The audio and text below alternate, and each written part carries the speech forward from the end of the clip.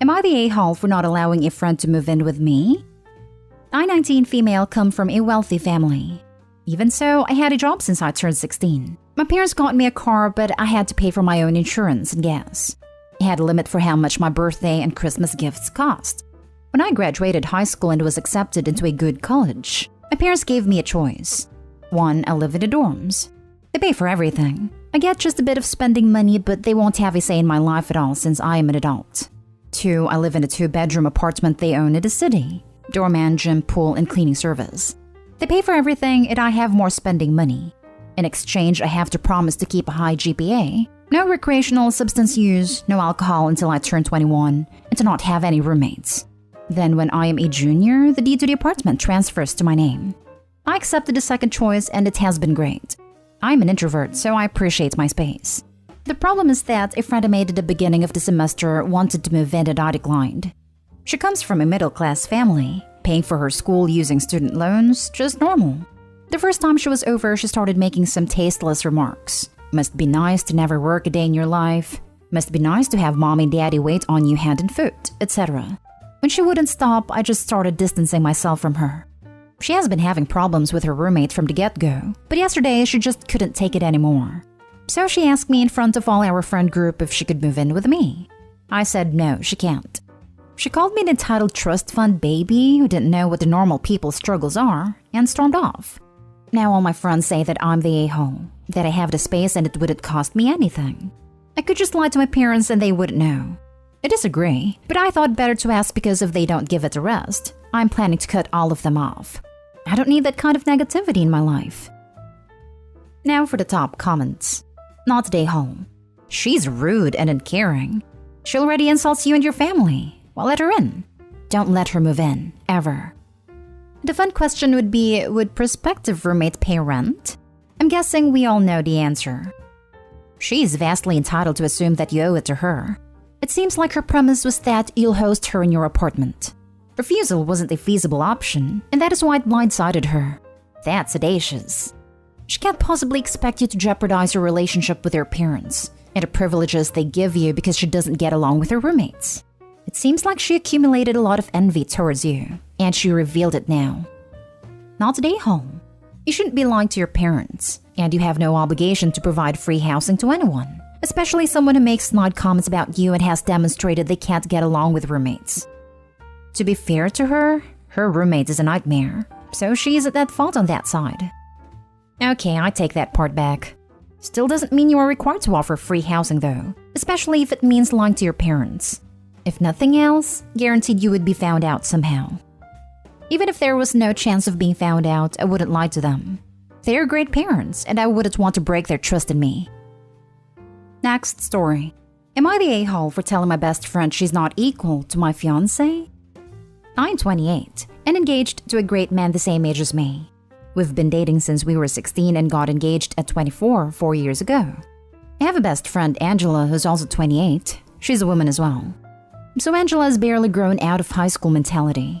She still acts like she did back then. Clubbing every weekend, hooking up, always out with friends, new and old. She never had a boyfriend or girlfriend. She only has had situationships, so she doesn't know how commitment works. I don't judge her for that since she seems fine with her life and I'm happy that my friends are being themselves. And I get to be myself despite having different interests. Lately, I had my suspicions that Angela believes that she still comes before my fiancé, just because we were each other's #1 priority in high school. I tried to slip in multiple times, without being confrontational, that my fiancé and I are gonna be a family soon, and how he's my priority and so on. Just to get the message across without having some uncomfortable conversation.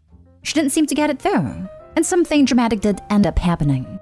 Angela's birthday was 2 days ago, and she planned on having a celebration tomorrow night. The place she picked was a male strip club. I texted her and told her I wouldn't feel comfortable to attend, because strip clubs cross my fiancé's boundaries. It's not because we don't trust each other, but we just don't feel comfortable with that in our relationship. Anyone who knows about this boundary has told us it's a normal boundary, but Angela said that I would be stupid to imply that I'll skip her birthday. I said that we could hang out the two of us someday and go for drinks, but I just don't feel comfortable attending a strip club. She said, "But I'm your best friend. You're not gonna skip your best friend's birthday, are you?" I said, "Sadly, I'll skip it. but I insisted on an alternative for another day. She got disappointed and said she didn't expect me to ever put a man's needs over our friendship. I reminded her he's my fiancé. She argued that him being a fiancé of mine doesn't mean he deserves special treatment over her. I told her that's exactly what it means, and I reminded her that she's not equal to my fiancé anymore in such situations, because he's the person I'm gonna marry and have a family with, and he's my number one priority. I probably shouldn't have said that because she claims I'm the a-hole, and that I replaced her when I used to have her as my number one. I apologized for that phrasing and tried to explain what I meant, but she wasn't having it and said I should go cry to my fiancé and she doesn't need my fake apology. I didn't mean to hurt her feelings. I just felt like she was pushing me and had a one-sided competition with my fiancé, and I said that. Am I the a-hole? Not the a-hole. You set a mutually agreed upon boundary and you're following it. If she can't understand and respect that, she's not your friend. Many people would be uncomfortable having a birthday in a strip club, not just you. If she truly didn't consider that when she made the decision, that's her fault. Also, she was the one who pushed you to prioritize between her and your fiancé. If she wasn't going to be happy with your response, she shouldn't have put you in that position. I'm female, straight and single, and I would be uncomfortable going to a strip club and would decline an invite from anyone. Not the a-hole. You two are growing up. It's life, and it happens. How we handle it is up to us. But it sounds of it, you are a good and supporting friend. Even though the dynamic is changing, you are still there for them. Just remember they may not see it that way. All you can do is try your best to remind them they are still important to you, but there are boundaries. Hope this helps, and best of luck. I tried to explain it to her after I tried to apologize. She's definitely still one of the most important people in my life, but she has a hard time understanding boundaries and priorities because she's more free-spirited than I am. She doesn't know what those terms mean. I can't entirely blame her, but sometimes her insisting on putting herself above my fiancé seemed on purpose, so I felt disrespected. I would suggest giving her more time to adjust. I know I had a bit of a hard time when my friends were getting married. It can be a little scary, but the effort you were putting in should help her to adjust.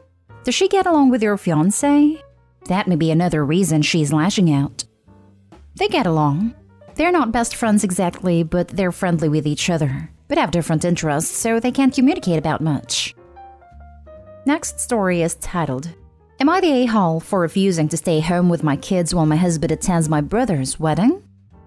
I'm a stay-at-home mom and my husband works full-time. We have 3 kids and one of them is 2 years old. My husband helps a lot with the kids.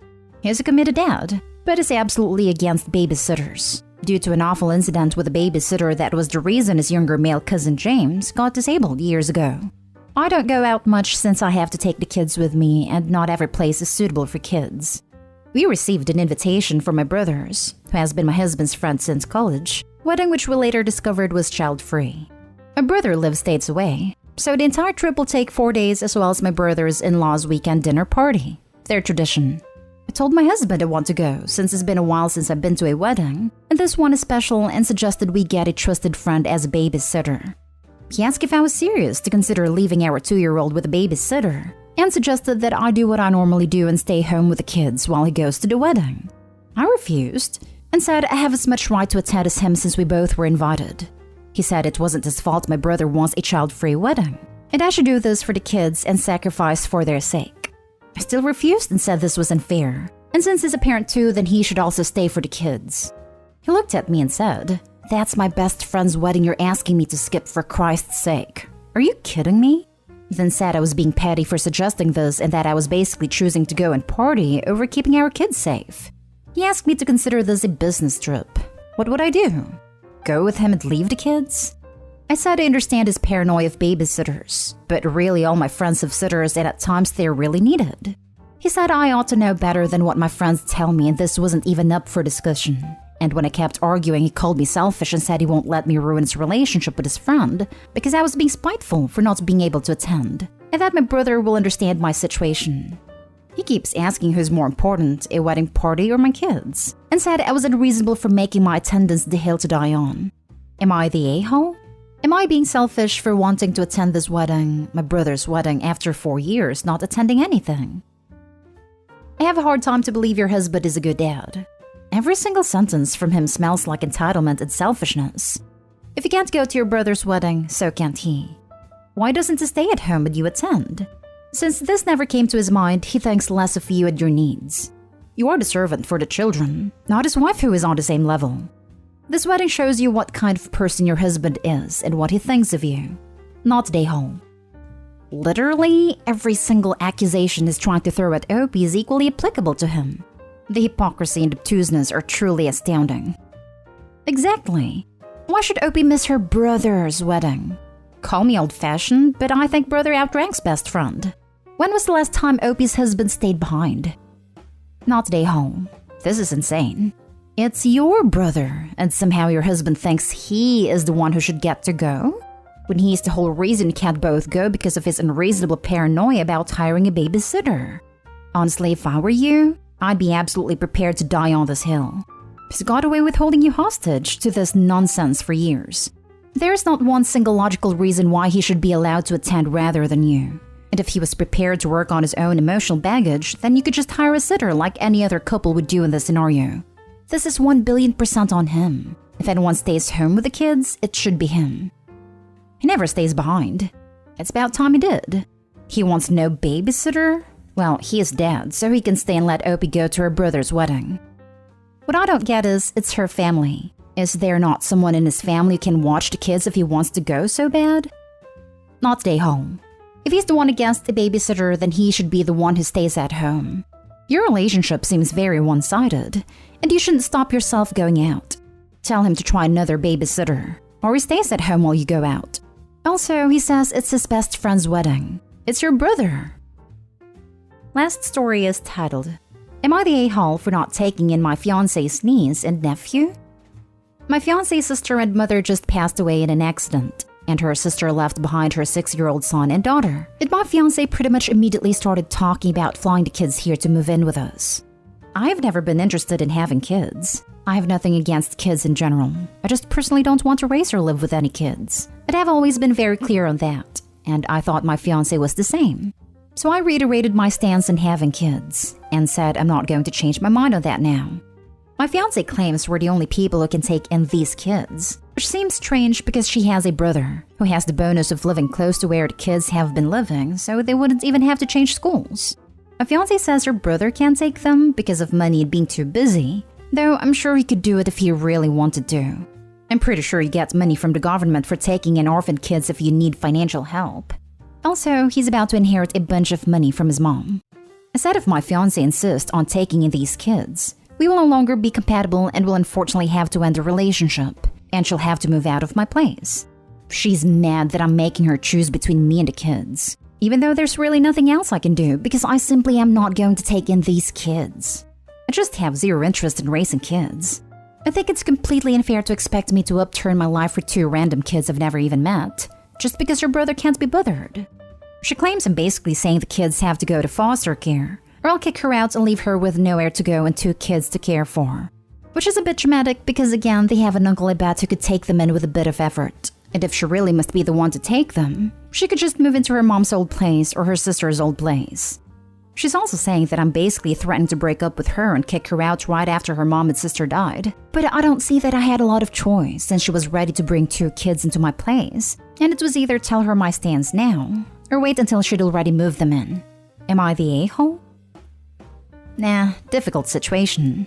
But you shouldn't have to change your life for these kids, though I would accept this as the end of your relationship. Yeah, it really sucks. But if she really must take these kids in, then we just aren't on the same path anymore. Even if she decides she can't take care of the kids on her own and stays with you, the resentment will probably end a relationship for you. This is a no-win situation. There's no way this doesn't end the relationship eventually. Not the a-hole for the sentiment, but if you're sharing it with her the same way you're putting it here, very much the a-hole for that. You say you thought she didn't want kids, but this has nothing to do with her wanting or not wanting kids. These are kids who already exist and who she already loves, who need help. If you're not willing to give that help, you can communicate that boundary, but you make it sound like she's gone all baby hungry or something. She hasn't. She's trying to simultaneously cope with crushing grief, care for 2 loved ones, and probably also trying to make sure she honors what her sister would have wanted. The way you talk about this whole situation doesn't seem to reflect empathy for that. I'm guardian for my developmentally disabled niece should something happen to her parents. Did I love that idea? No. Would I do it? Yes, to the absolute best of my abilities because I love her. Life sometimes throws you curveballs. Opie doesn't want to be part of that, and that is okay. Fiancé will be better off without him, although that sting is likely going to take years to get over. No a-holes here, but can't say you're the most emphatic or lovely person. They're not two random kids. They're her sister's kids, man. Yeah, that bothered me a lot. Opie has no empathy / willingness to see this from her point of view that this is her family, not kids just pulled off the street on a whim.